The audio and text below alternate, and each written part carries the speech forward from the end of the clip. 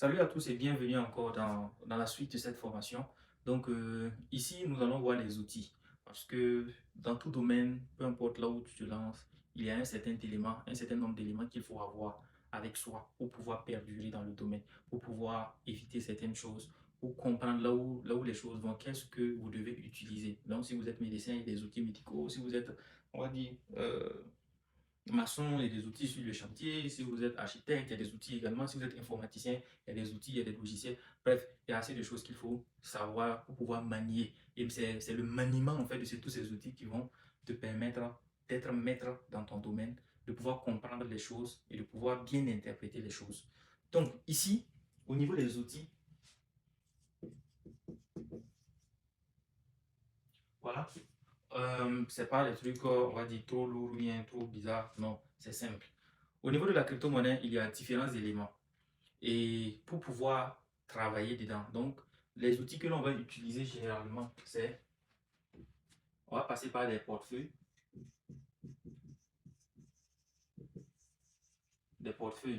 ou encore wallets, ça c'est en anglais.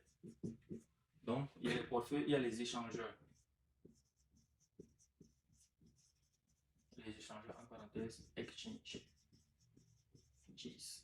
donc avec S, vous dites ça.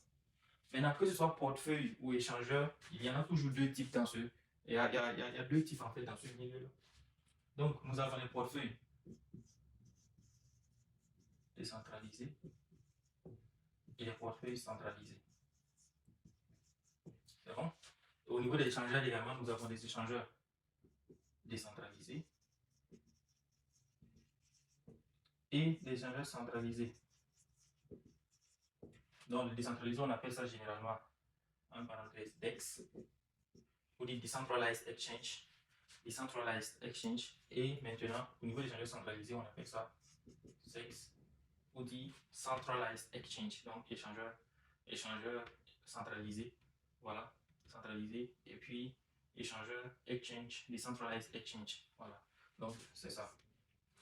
Maintenant, vous allez vous demander c'est quoi la différence entre un échangeur centralisé et un échangeur décentralisé, quel différents portefeuilles centralisés et un portefeuille décentralisé. Donc, bref, au niveau des portefeuilles également, il y a les portefeuilles décentralisés, nous avons ce qu'on appelle les hardware wallets.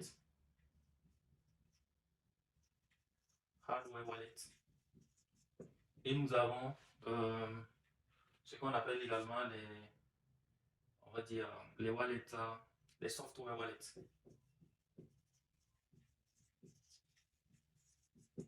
Ici, les software wallets, ce sont les logiciels. Les hardware wallets, ce sont ce qu'on appelle les portefeuilles physiques, notamment les clés lecture ou bien les clés SafePal ou alors Trésor. Donc, ce sont les portefeuilles physiques. Donc, physique. Et ça, c'est logiciel ou application. Voilà.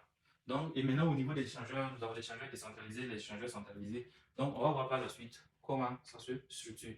Donc, portefeuille, nous avons les portefeuilles centralisés, les portefeuilles décentralisés, les échangeurs centralisés, décentralisés, les échangeurs décentralisés.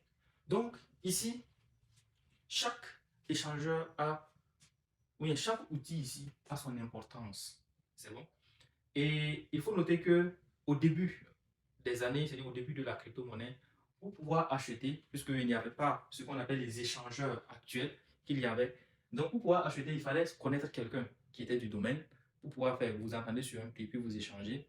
Et par la suite, maintenant, des échangeurs ont vu le jour. Les gens ont eu à penser, c'est-à-dire, ah bon, c'est-à-dire, au départ, il fallait trouver forcément quelqu'un.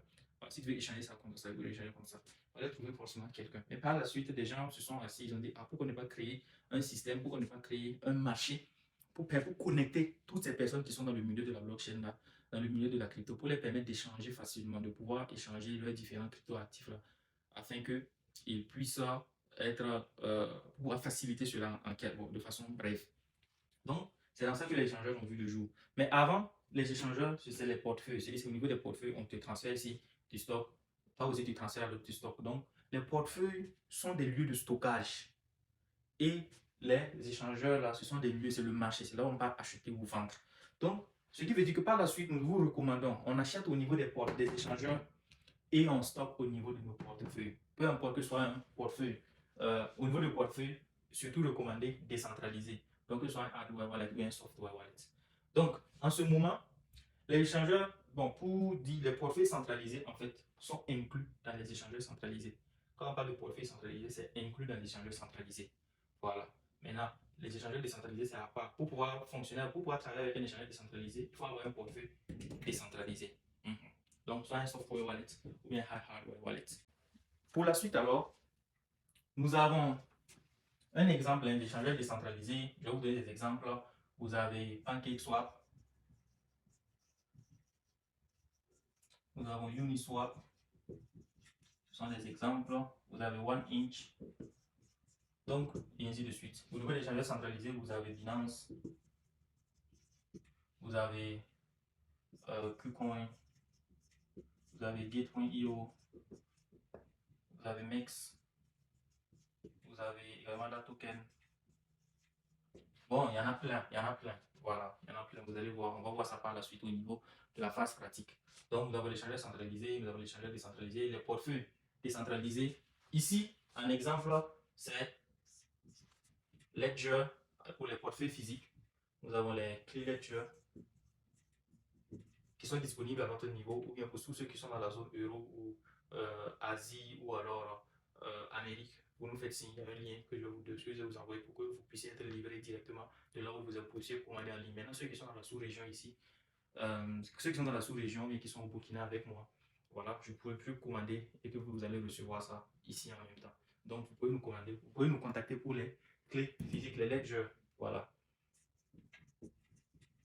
Donc, nous avons les clés Ledger, nous avons également les clés Trésor. Donc, il y en a plein. Maintenant, au niveau des software wallet, nous allons voir par la suite. Nous allons faire l'application. Donc, il y a MetaMask. C'est bon. Et puis, nous avons Trust Wallet. Ce sont des exemples. Hein. Voilà.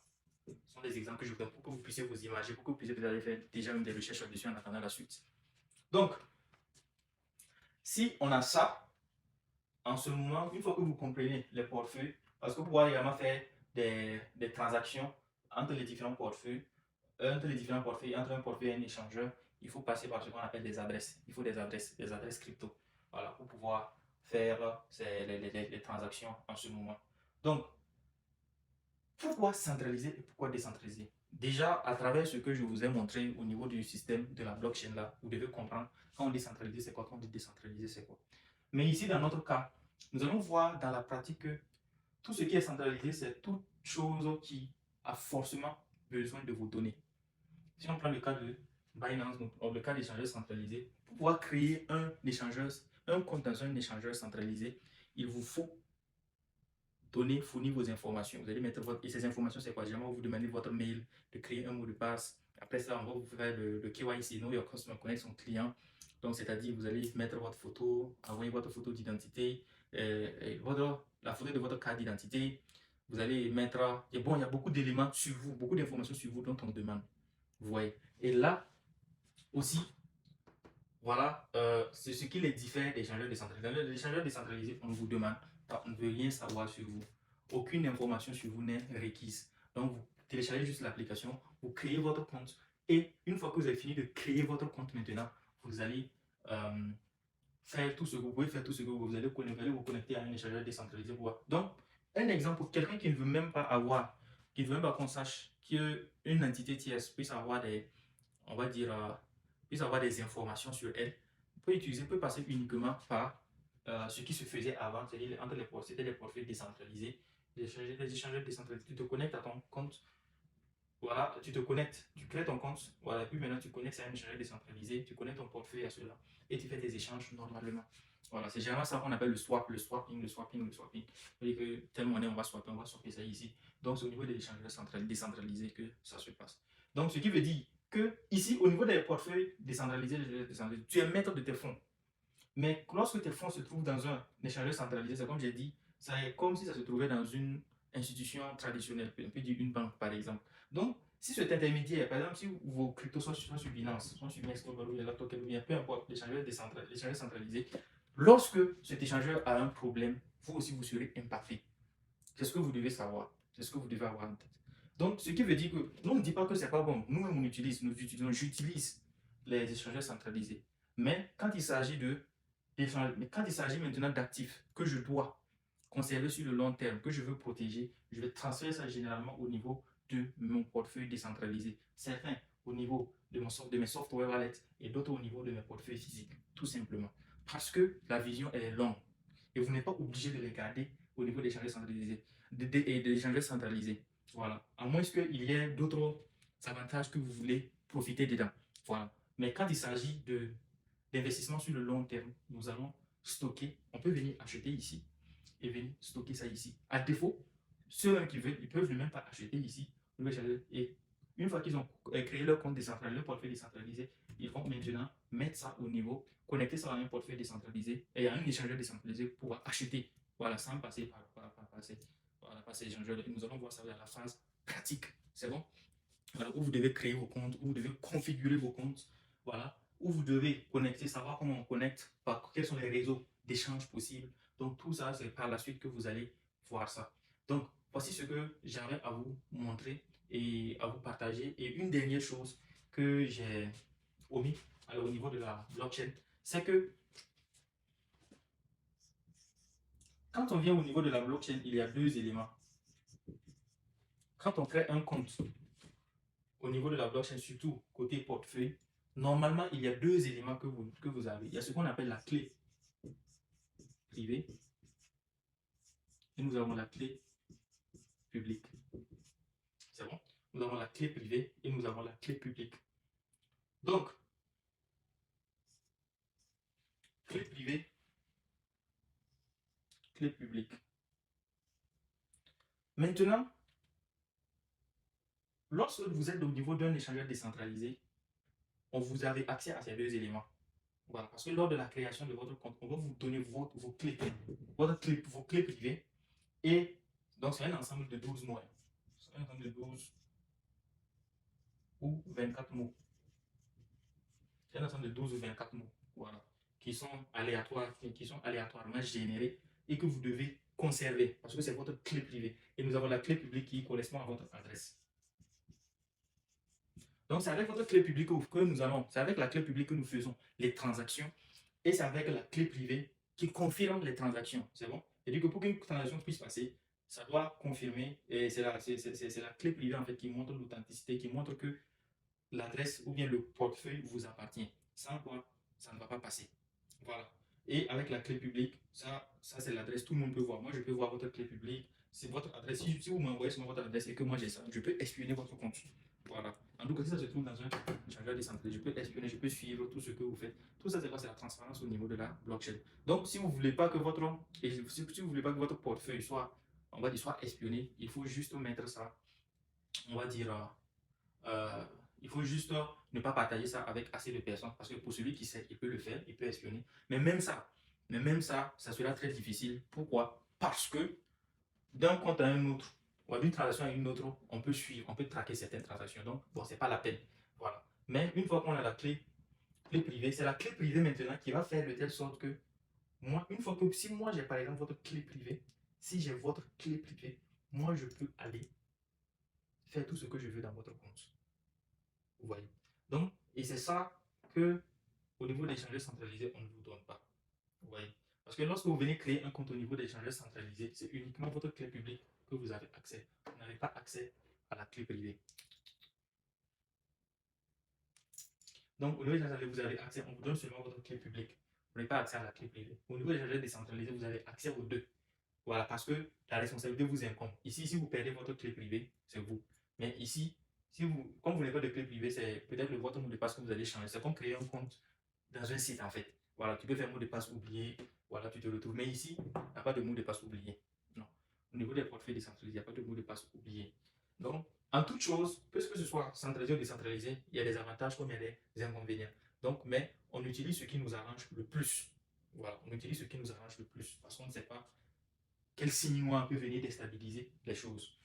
Voilà. Donc, la clé privée, c'est comme en fait un magasin. C'est bon? Et bon, c'est comme un magasin. Donc, c'est comme si vous rentrez dans un magasin, vous pouvez tout voir. Vous pouvez tout voir, vous pouvez même toucher, vous pouvez voir tout ce qui se passe à l'intérieur du magasin, vous voyez les différents articles. Mais tant que vous n'avez pas la clé privée, vous ne pouvez pas bouger avec un article. Est-ce que vous voyez? Donc, c'est en ce sens que je dis que lorsque j'ai votre clé publique, je peux voir tout ce qui se trouve dans votre compte. C'est comme une maison. Vous rentrez, vous voyez tout. Il y a le salon qui est là, il y a la télé qui est là, il y a tout. Si vous êtes un voleur, il y a tout qui sont là. Mais sauf que pour pouvoir bouger quelque chose hors de la maison, il vous faut ce qu'on appelle la clé privée. Si vous n'avez pas la clé privée, vous ne pouvez rien voir. Vous ne pouvez faire que observer. Vous voyez? Et maintenant, une fois que vous avez la clé publique et la clé privée de la personne, vous pouvez venir observer et prendre ce que vous voulez. Donc, c'est pour ça qu'on vous recommande de garder bien vos clés privées. Et nous allons voir par la suite que je ne recommande généralement pas pour ceux qui créent leur compte au niveau de MetaMask ou Trust Wallet de sauvegarder ça en ligne. Non. À travers votre email, ce n'est pas sécurisant. C'est pas sécurisant du point de vue que si votre email se fait pirater et que quelqu'un a connaissance de du milieu en fait de la crypto-monnaie et de la blockchain, il peut utiliser ça et puis vider votre compte. Je ne vous recommande pas cela. Donc, faites très très très attention. Donc voici d'autres éléments voilà, qui sont très importants que vous devez savoir. Ce sont également des outils que l'on va utiliser pour faire une transaction. Voilà, une transaction chez nous. Et une transaction, ça peut être un envoi, une réception, et comment acheter, comment vendre. Tout ça, c'est dans la phase pratique que nous allons voir ces éléments. Donc j'espère que vous aurez bien compris cette partie. Et nous allons passer par la suite pour d'autres outils, voilà, notamment dans les recherches, dans les analyses, pour que vous puissiez voir certaines choses. Merci à vous.